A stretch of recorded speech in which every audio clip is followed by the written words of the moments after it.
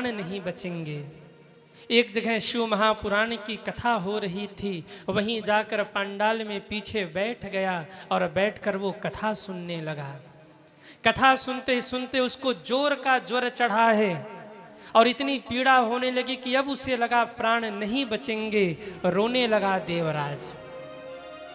जीवन भर के पाप उसे याद आ गए। रोते हुए बोला, हे महादेव, मैंने जीवन भर पाप किया, अन्याय किया, अधर्म किया।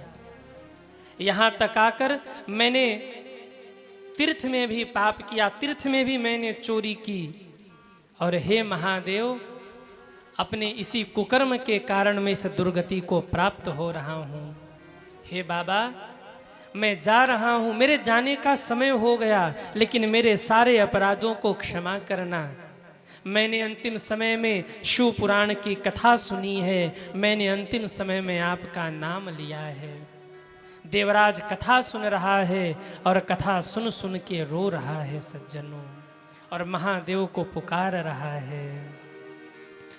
हम तेरे भोले बाबा, हम तेरा ही सहारा, हम तेरे भोले बाबा, हम तेरा ही सहारा, हम तेरे भोले बाबा, हम तेरा ही सहारा। तेरे भोले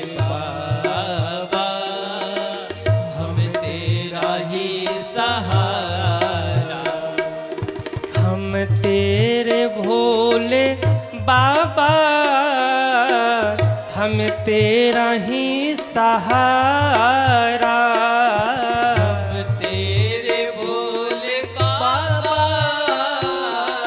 हम तेरा ही सहारा, हम तेरे भोले बाबा, हम तेरा ही सहारा, हम तेरे भोले बाबा, हम तेरा ही सहारा। चरणों में जगह दे दो, चरणों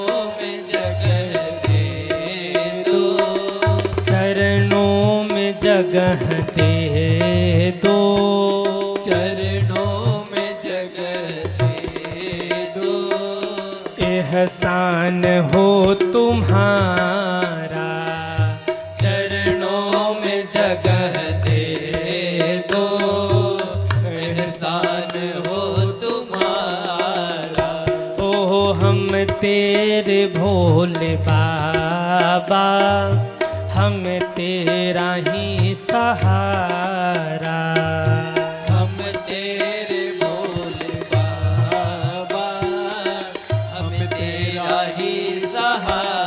उठाइए दोनों हाथों को और तालियां बजाते हुए हरि बोल।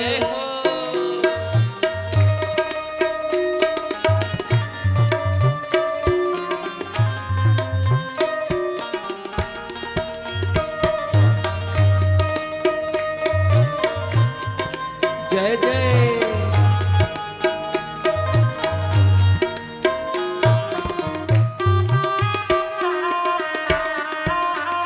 जय हो।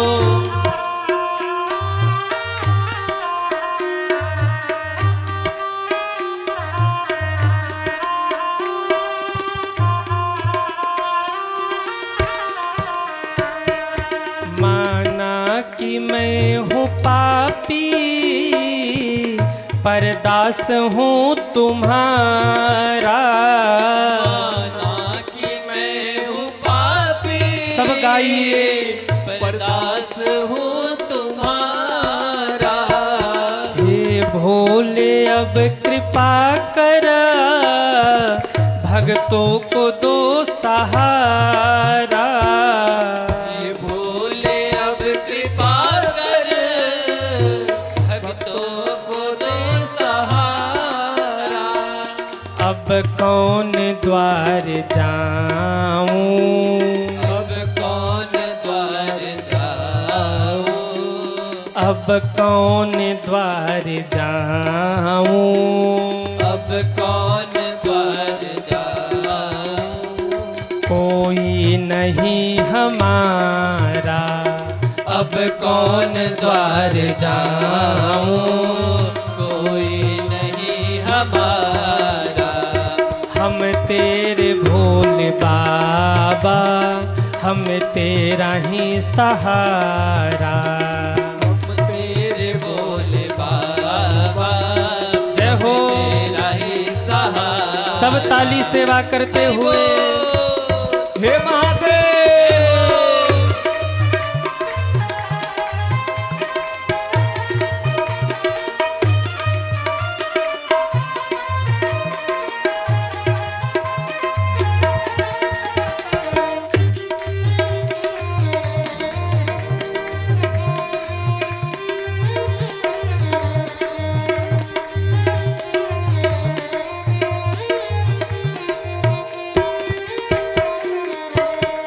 खा खा के ठोकर दुनिया की, तेरी शरण में आए।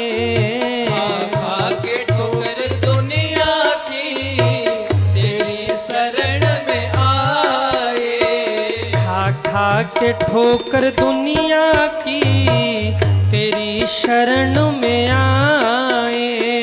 खा के ठोकर दुनिया की, तेरी शरण में आए। कृपा कितनी की शशिकांत पर, क्या क्या ही हम सुनाए। कितनी की शशिकांत पर, क्या क्या ही बताए। डूबी हुई कश्ती को, डूबी हुई कश्ती को, तूने दिया किनारा। डूबी हुई कश्ती को, तूने दिया सहारा।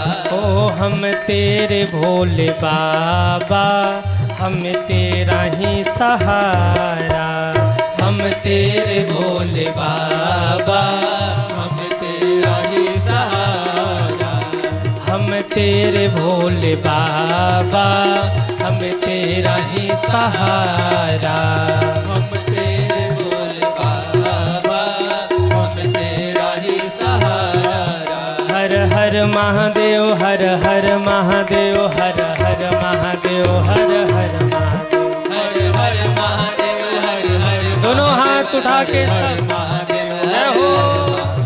हर हर महादेव, हर हर महादेव, हर हर महादेव, हर हर महादेव। हर हर महादेव, हर हर महादेव, हर हर महादेव, हर हर महादेव। हम तेरे भोले बाबा, हम तेरा ही सहारा। हम तेरे भोले बाबा, हम तेरा ही सहारा। हम तेरा ही सहारा। हम तेरा ही सहारा। हम तेरा ही सहारा। हम तेरा ही सहारा। हम तेरे भोले, हम तेरा ही। एक बार पीछे तक सब गा दीजिए और इतने भाव से गाइए कि बाबा विश्वनाथ रीझ जाएं आप पर। हम तेरे भोले बाबा, हम तेरा ही। चरणों में जगह दे दो, चरणों में जगह। एहसान हो तुम्हारा, चरणों में जगह। एहसान हो। जब ये भजन हम लिख रहे तो एक बड़ा प्यारा भाव इसमें हमने लिखा। खा खा के ठोकर दुनिया की, तेरी शरण में आए। खा खा के ठोकर तेरी शरण में खा खा के ठोकर, तेरी शरण में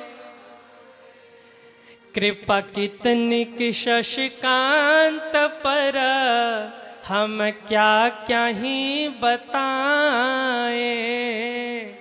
कृपा कितनी कि शशिकांत पर, क्या क्या ही हम। अरे डूबी हुई कश्ती को, डूबी हुई तूने दिया किनारा। डूबी हुई कश्ती को तूने दिया।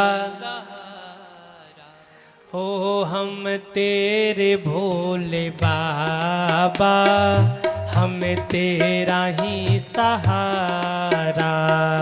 हम तेरे भोले,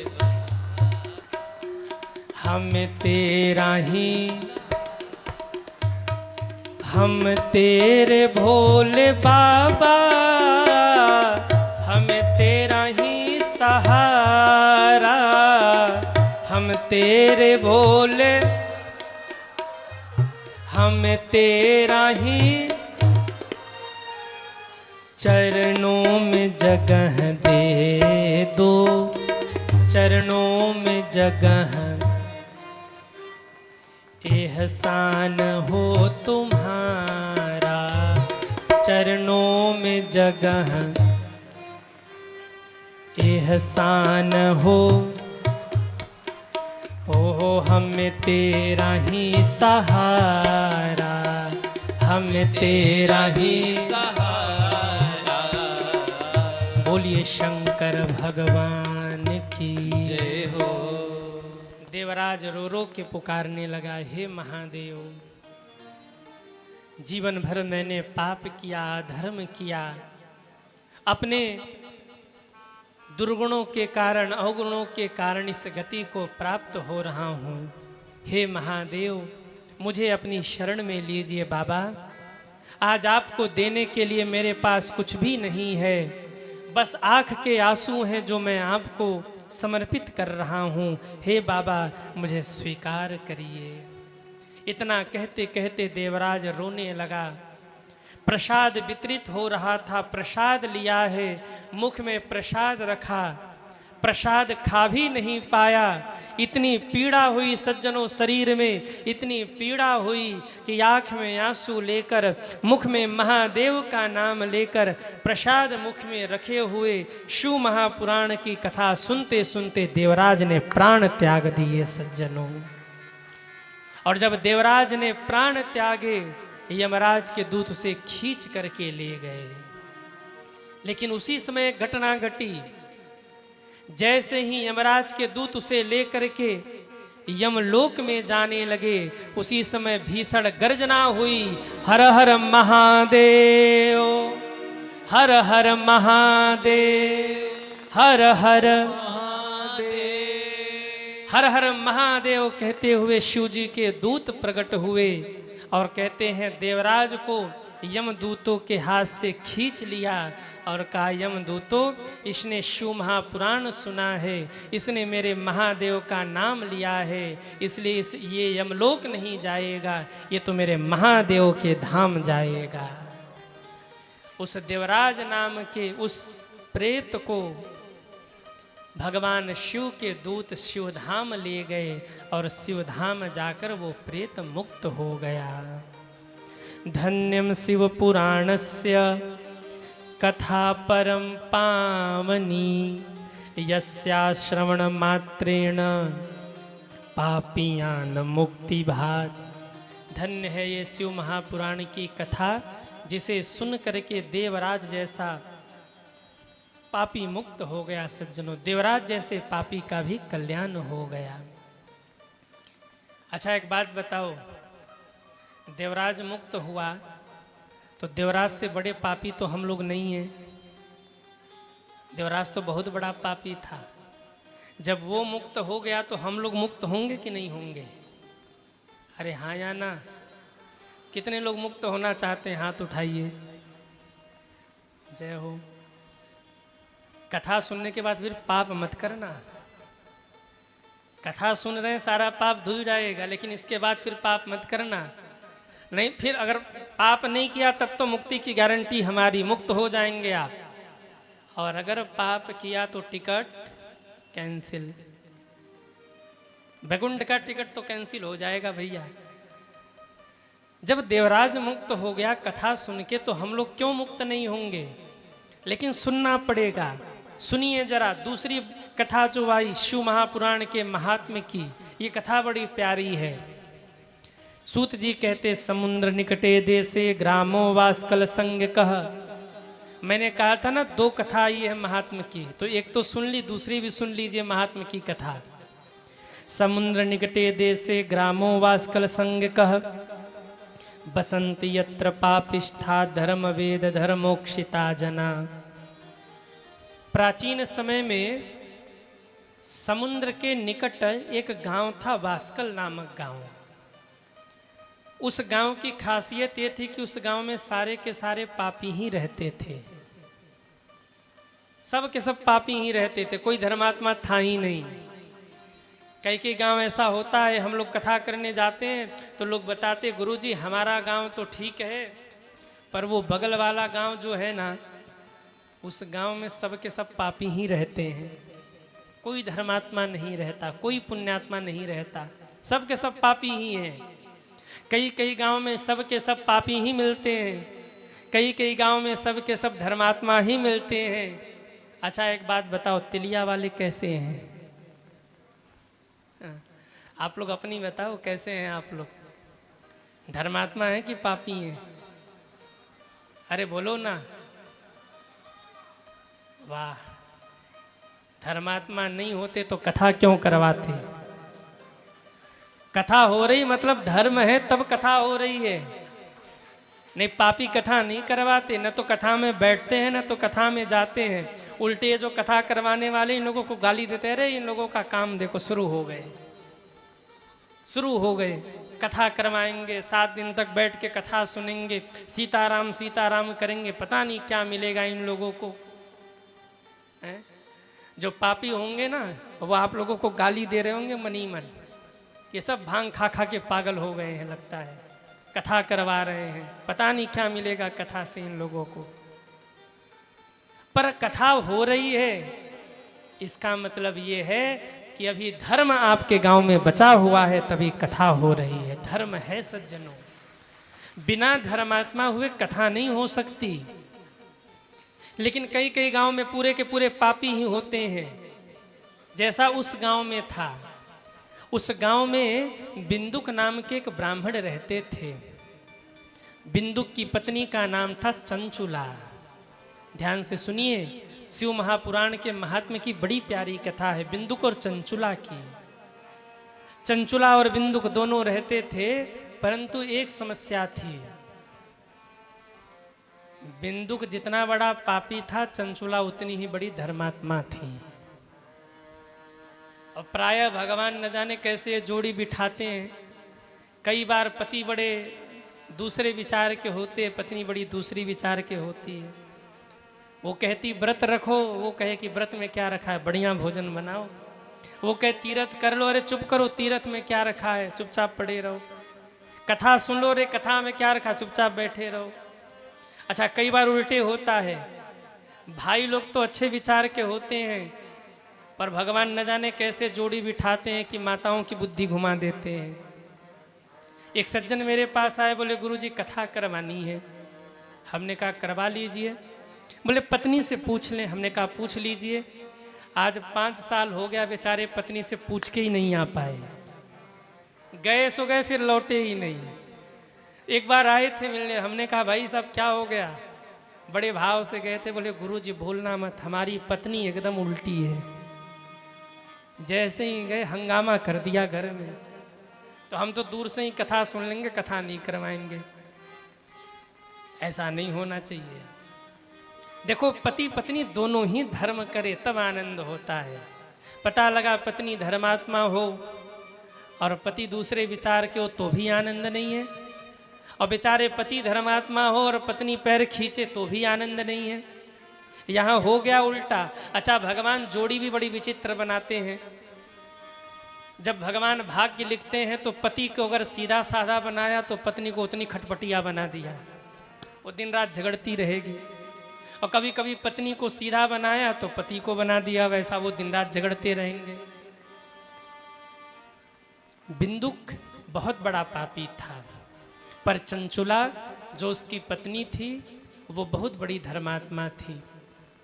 मन से, वचन से, कर्म से पतिव्रत धर्म का पालन करती, पापियों के बीच में भी रह के भगवान की भक्ति करती। लेकिन सज्जनों, स्थिति ऐसी बिगड़ गई कि बिंदुक सारा धन बाहर गलत कामों में खर्च करता, एक भी रुपया घर पे नहीं देता। धीरे धीरे घर की स्थिति बिगड़ने लगी। चंचुला ने समझाया, महाराज कब तक ऐसे चलते रहेगा? आप धन कमाते हैं, ले जा कर के गलत कामों में खर्च करते हैं, घर कैसे चलेगा? और जब बिंदुक को चंचुला ने समझाया ना, तो चंचुला ने जब समझाया बिंदुक को, तो बिंदुक ने चंचुला को पीटना शुरू किया। पत्नी की पिटाई कर दी और पिटाई करके कहा, सुन, तुझे जैसे रहना है तू रहे और मुझे जैसे रहना होगा हम रहेंगे। न तो तू हमें बोल, न तो हम तुम्हें बोलेंगे। अब बेचारी चंचुला क्या करती? कुछ दिन तो जैसे तैसे काम निकाला, लेकिन जब खर्चे नहीं चल रहे, घर में कुछ है नहीं, तब चंचुला भी धीरे धीरे कुमार्गगामी हो गई।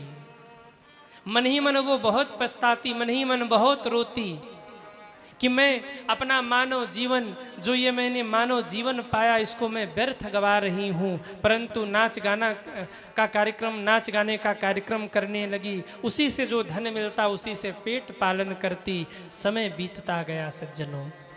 एक दिन दोनों बूढ़े हो गए जब, तो बिंदुक की मृत्यु हो गई। बिंदुक मरा, और जब बिंदुक मर गया तो बहुत दिनों बाद गांव के लोग एक तीर्थ जा रहे थे। तीर्थ का नाम था गोकर्ण तीर्थ। गोवा के बगल में एक तीर्थ है जिसका नाम है गोकर्ण तीर्थ। गांव के सब लोग गोकर्ण तीर्थ जा रहे थे। बिंदुक मर गया है। चंचुला को लगा अब तो कोई बचा नहीं मेरे जीवन में, केवल और केवल भगवान बचे हैं। अब इसको सद्बुद्धि आ रही है। इसने कहा मैं भी जाऊं तीर्थ में, कम से कम कुछ तो मैं तीर्थ कर लूं।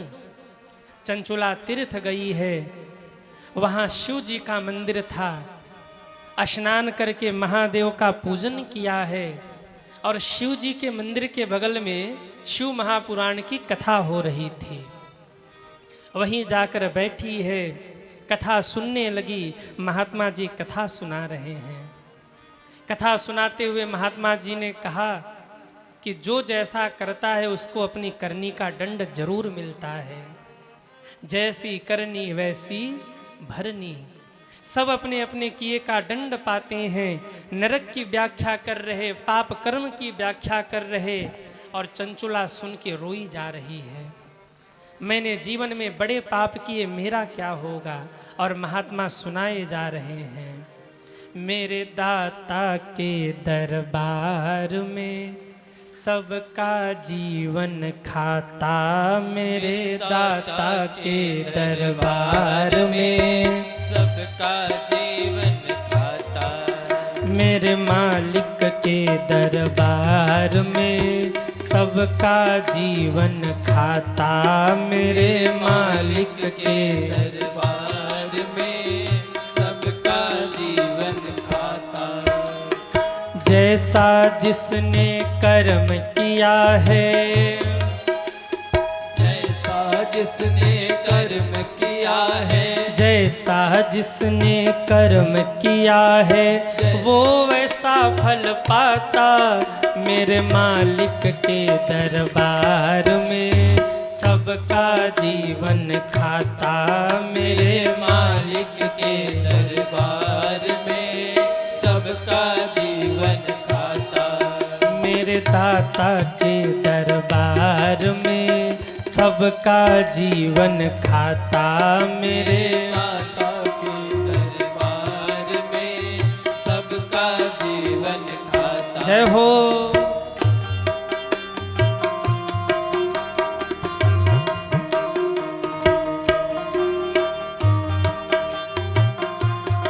हरि बोल।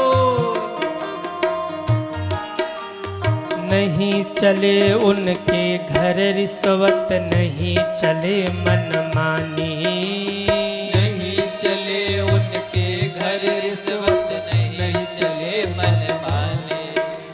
सबकी अपनी कर्म लेख है, सबकी कर्म कहानी, सबकी अपनी कर्म लेख है, सबकी अपनी कहानी। समझदार तो चुप रहता है, समझदार तो चुप रहता है, मूर्ख शोर मचाता मेरे दाता के दरबार में सबका जीवन खाता मेरे दाता के दरबार में सबका जीवन खाता। मेरे मालिक के दरबार में सबका जीवन खाता मेरे मालिक के दरबार में सबका जीवन खाता। सब ताली सेवा करते हुए हरि बोल। जय हो।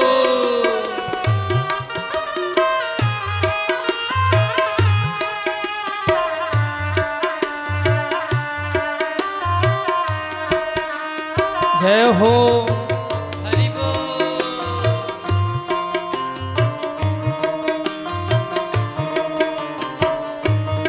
हे महादेव जय हो।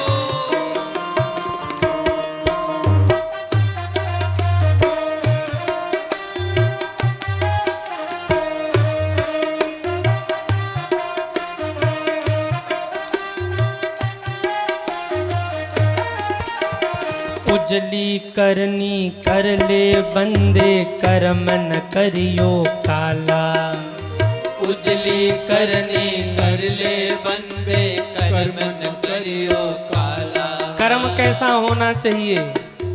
उजली करनी कर ले बंदे कर्म न करियो काला, उजली करनी कर ले बंदे कर्म न करियो क्यों? काला। लाख आँख से देख रहा है तुम्हें देखने वाला, लाख आँख से देख रहा है तुझे देखने वाला। उसकी तेज नजर से बंदे,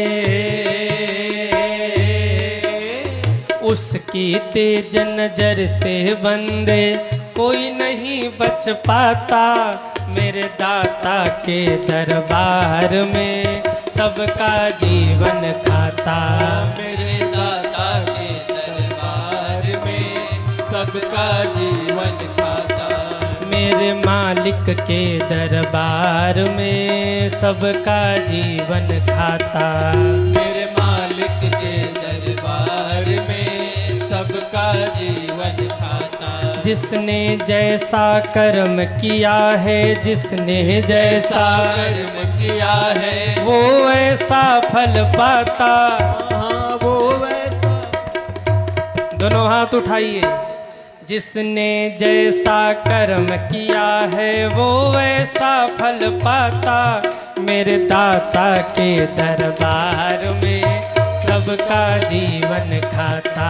मेरे माता के दरबार में सबका जीवन खाता।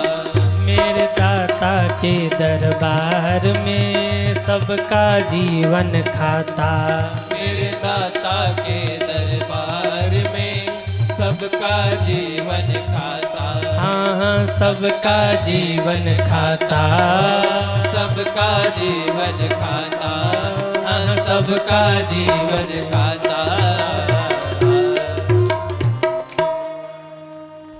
जिसने जैसा कर्म किया है, जिसने जैसा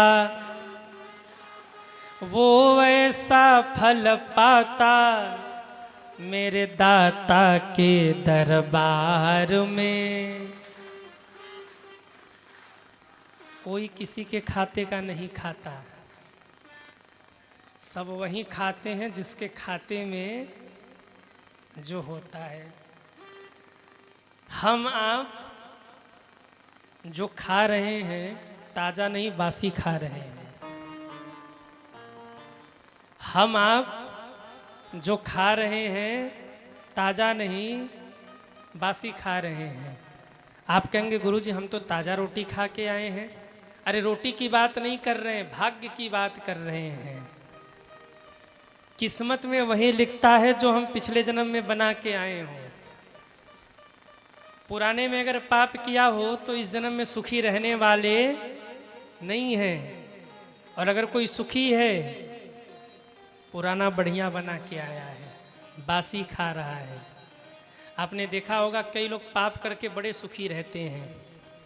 लोग हमसे आके कहते गुरुजी वो धर्म करते हैं हम, फिर भी हम दुखी रहते, और वो देखो पाप करता है फिर भी सुखी रहता है।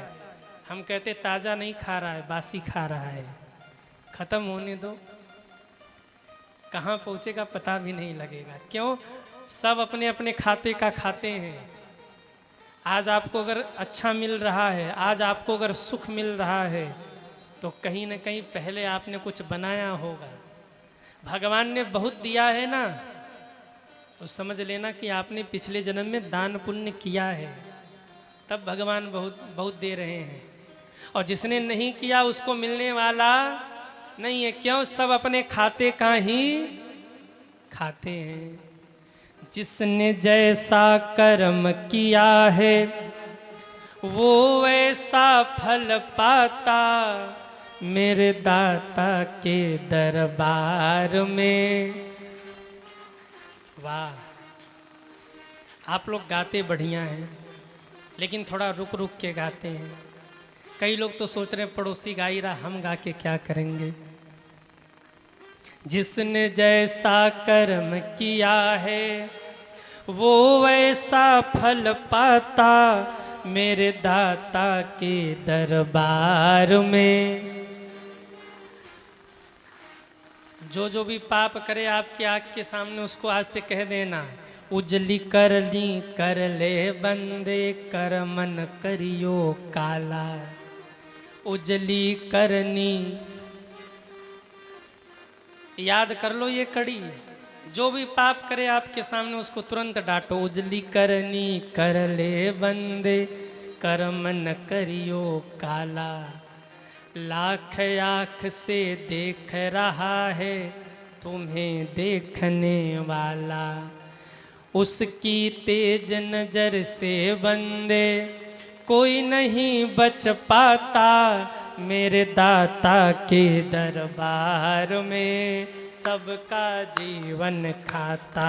मेरे दाता के दरबार में सबका जीवन खाता, मेरे मालिक के दरबार में सबका जीवन खाता। मेरे मालिक के दरबार में सबका जीवन खाता। जिसने जैसा कर्म किया है वो वैसा मेरे मालिक के दरबार में। वैसे आप लोग बहुत धार्मिक हैं, ये मानना पड़ेगा। पूछिए क्यों? अरे पूछिए ना, पूछिए तब बताएंगे, ऐसे नहीं बताएंगे। अरे भाई अपनी प्रशंसा सुननी है तो कुछ तो मेहनत करो। भंडारे की व्यवस्था है, घबराइए मत। भंडारे की व्यवस्था है ना शाम में? अभी भी है? वाह, भोजन और भजन दोनों चकाचक होना चाहिए। जब मिल ही रहा है बढ़िया बढ़िया तो गाने में क्या तकलीफ है? जब बढ़िया बढ़िया मिल ही रहा है। हमको सिंह साहब लोग जब मिलने गए थे तो लिस्ट गिना रहे थे किस दिन क्या क्या बनेगा। हमने कहा बहुत बढ़िया महाराज जी, पहले दिन ये बनेगा, दूसरे दिन ये बनेगा, तीसरे दिन ये बनेगा। हमने कहा पूरा मेनू तैयार है भाई। आप लोग हैं बड़े धार्मिक, बता दें क्यों? कल कलश यात्रा में हमने देखा, अब नाम तो मुझे नहीं पता, मैं गाड़ी में बैठा था, एक भाई साहब चप्पल पहन के जा रहे थे, दूसरे भैया ने उन्हें देखा, जोर की डांट लगाई, उनका चप्पल उठा के फेंक दिया। बोले कलश यात्रा में चप्पल अलाउ नहीं है। अब हमारे टीम के बच्चे बेचारे जो चप्पल पहन के चल रहे, इनको चलने की आदत नहीं, क्योंकि आपके लिए पहली बार कलश यात्रा, इनके लिए तो रोज ही कलश यात्रा है हमारे साथ। आज यहाँ कलश यात्रा, कल वहाँ। अब बीच में ये फंस गए, ये सब जूते पहन कर वो रिकॉर्ड कर रहे, सब कैप्चर कर रहे। अब इनको किसी ने बोल दिया, जूता पहन के घूम रहे, हमसे आके कह रहे गुरुजी लोग हमको डांट रहे। हमने कहा चुप करो, तेलिया वाले भगत हैं, इनके बीच में मत बोलना। ये कह रहे चुपचाप निकल लो, बोलना मत। हाँ, यहाँ का नियम होगा, लोग पैदल चलते हैं, वो भाव है, श्रद्धा, वो होना भी चाहिए। अब तुमको शूट करना है, तुम दूर दूर से अपना शूट करते रहो, भक्तों के बीच में नहीं आने का। क्यों? मेरे दाता के दरबार में सबका जीवन खाता, मेरे दाता के दरबार में सबका जीवन खाता, ओ सबका जीवन खाता, सबका जीवन खाता, ओ सबका जीवन खाता। सबका जीवन खाता। बोलिए शंकर भगवान की जय हो। सज्जनों, कथा चल रही थी, महात्मा नरक की व्याख्या करके सुना रहे थे। जब चंचुला ने सुना तो चंचुला कांप गई, मैंने तो जीवन में बड़े पाप किए। कथा पूरी भई, सब उठ उठ के चले गए। जब ब्राह्मण देवता संत जब पोथी बांधने लगे और जाने लगे, तो चंचुला सामने आकर चरणों में प्रणाम करने लगी और जोर जोर से रोने लगी। महात्मा ने कहा, बेटी क्यों रो रही हो? चंचुला ने कहा, बाबा मैं क्या बताऊं, मैंने मेरे जीवन में बहुत पाप किया। आप अभी नरक की व्याख्या कर रहे थे, बता रहे थे कि पाप करने वाले को बहुत दंड मिलता है। बाबा मैंने तो अपने जीवन भर पाप ही पाप किया, जीवन भर पाप ही करती रही। क्या मेरा कल्याण नहीं होगा? क्या मेरा उद्धार नहीं होगा? क्या मेरी मुक्ति नहीं होगी? क्योंकि जीवन में मैंने कोई अच्छे काम नहीं किए, जीवन भर में पाप करती रही। महात्मा ने कहा, बेटी बता तूने क्या पाप किया? चंचुला रो के कहती है, कौन सा पाप मैंने नहीं किया। अपने जीवन का सारा वृत्तांत सुनाया, कैसे मैं कुमार्गामी हुई, कैसे मैं अधर्म का आचरण करती रही, और अब मुझे लग रहा कि मेरा कल्याण कैसे होगा। मैंने सुना है गुरुदेव की कृपा हो जाए तो बड़े से बड़े पापी भी मुक्त हो जाते हैं।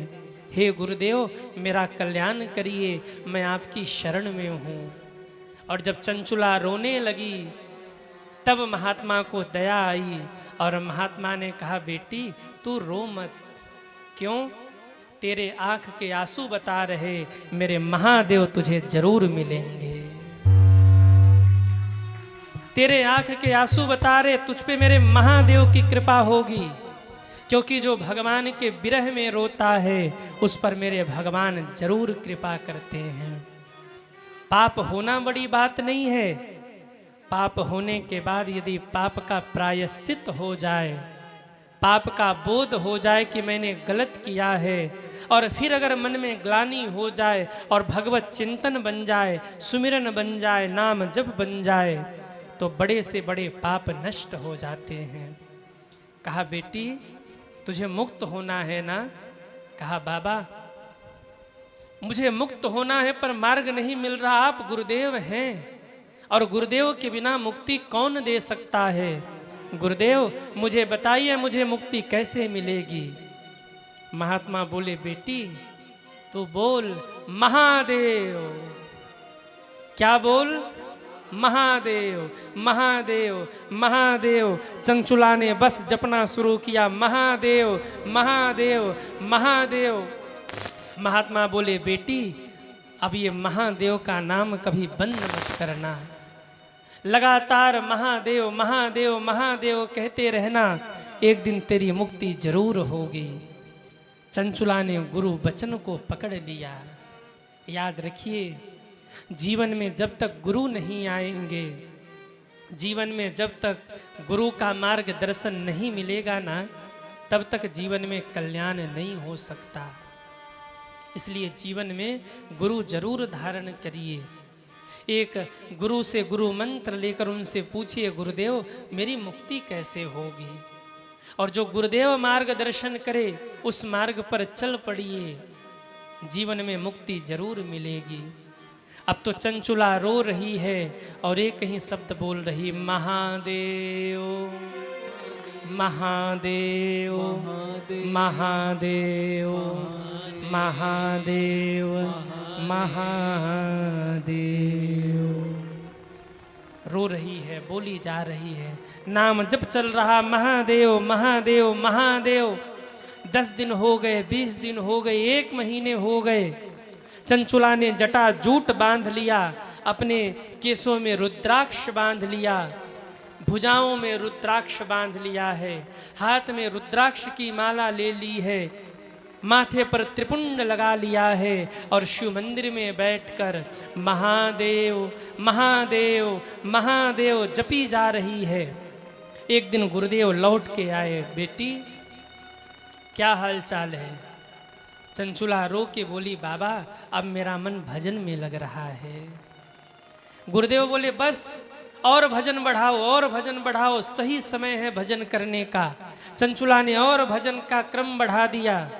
कुछ दिन बाद फिर गुरुदेव आए, बेटी अब कैसा लग रहा है? चंचुला रो कर बोली, अब लग रहा मेरे महादेव मेरे साथ साथ चल रहे हैं। कहा और भजन बढ़ा बेटी, यही सही समय है महादेव को पाने का, और नाम जप कर। चंचुला एक पैरों पर खड़ी हो गई, संकल्प लिया, हे महादेव जब तक नहीं मिलोगे तब तक भोजन पानी नहीं करूंगी। और महादेव महादेव महादेव महादेव करते करते कई दिन बीत गया, शरीर सूख गया है, प्राण निकलने को हो आए। रोकर बोली, हे महादेव जीवन भर मैंने पाप किया, पर अब मैं जा रही हूँ बाबा, मुझे अपनी शरण में लेना। हे महादेव मुझे स्वीकार करना। और महादेव महादेव कहते हुए चंचुला ने प्राण त्याग दिए। और जैसे ही चंचुला ने प्राण त्यागे, क्या देखा? जब उसको होश आया तो देखा वो कैलाश पर खड़ी है और महादेव सामने बैठे हुए हैं।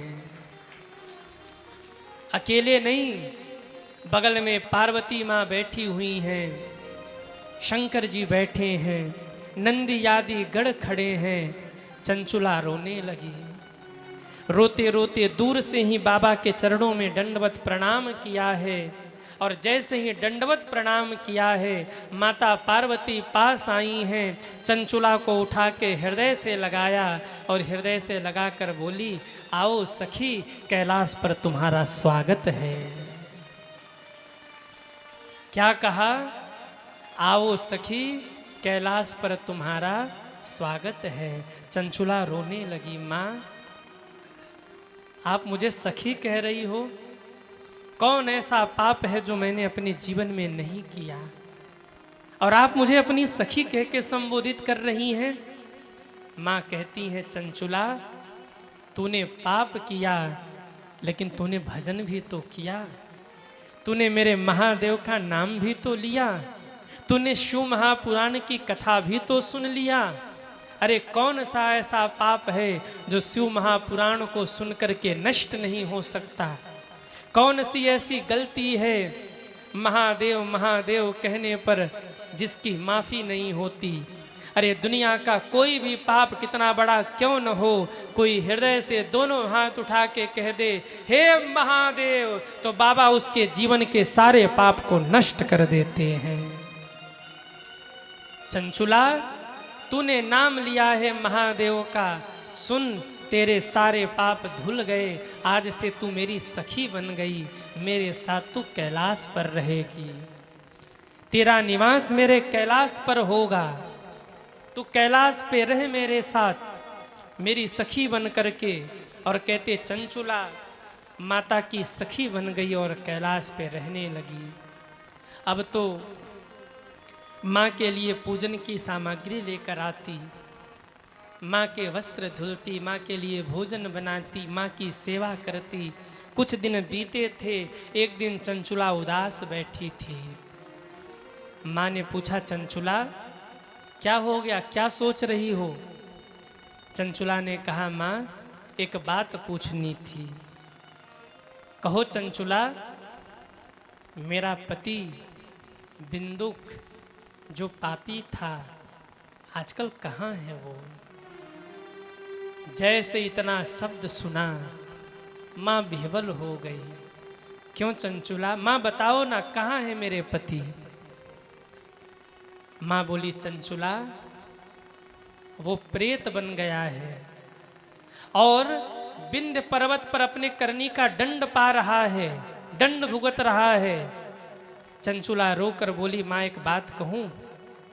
कहो चंचुला। चंचुला कहती है, माँ जैसे आपने मेरा कल्याण किया, ऐसे ही आप मेरे पति का भी कल्याण कर दीजिए। मेरे पति का कल्याण कर दीजिए। माँ भावुक हो गई।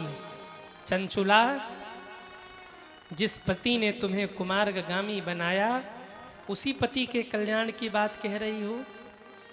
चंचुला कहती, माँ कैसे भी हों, थे तो मेरे पति ही।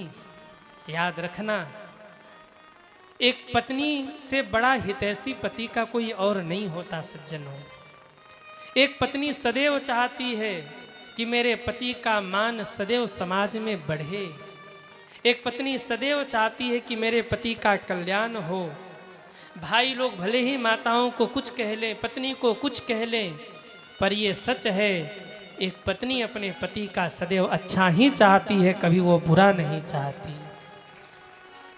एक पत्नी सब कुछ बर्दाश्त कर सकती है, पर उसके पति को कष्ट हो, उसका पति दुख पाए, ये एक पत्नी कभी नहीं देख सकती सज्जनों।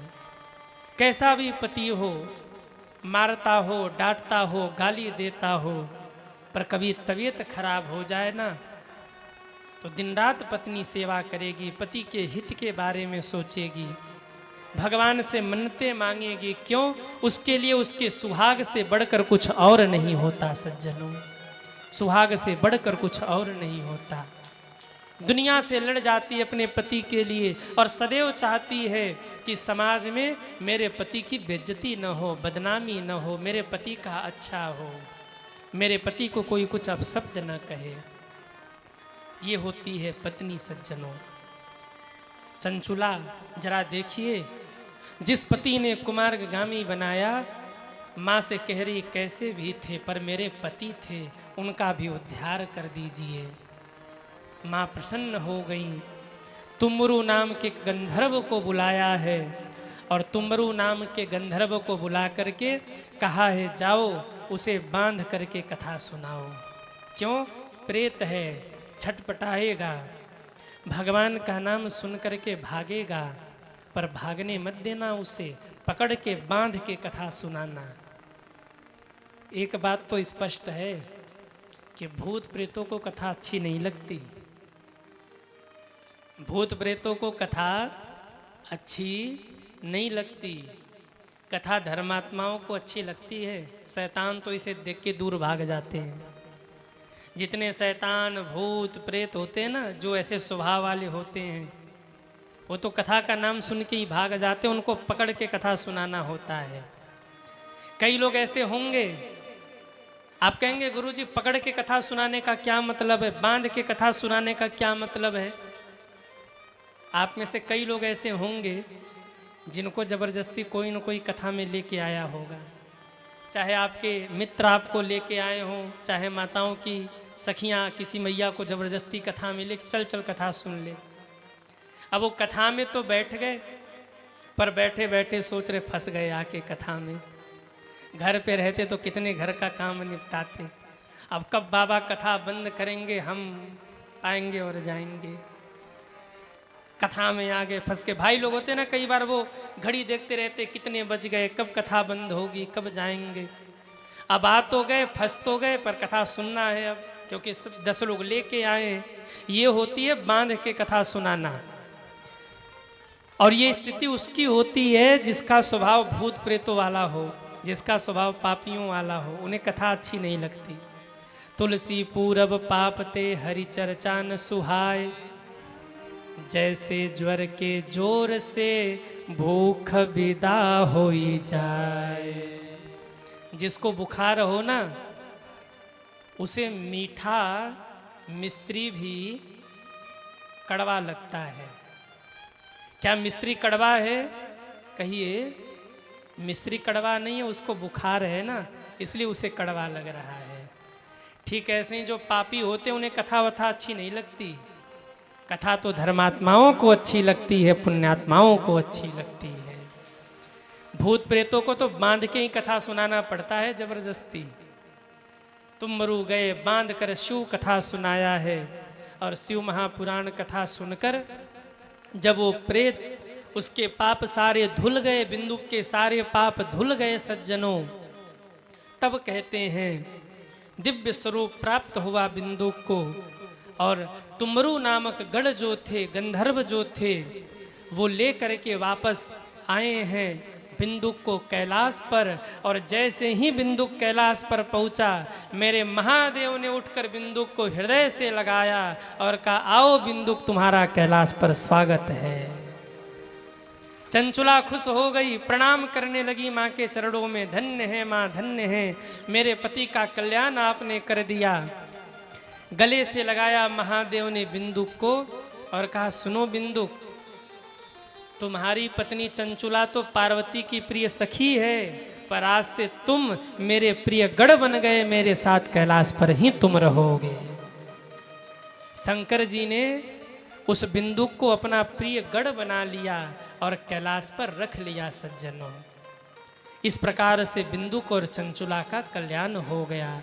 बोलिए शिव महापुराण की। अब बताओ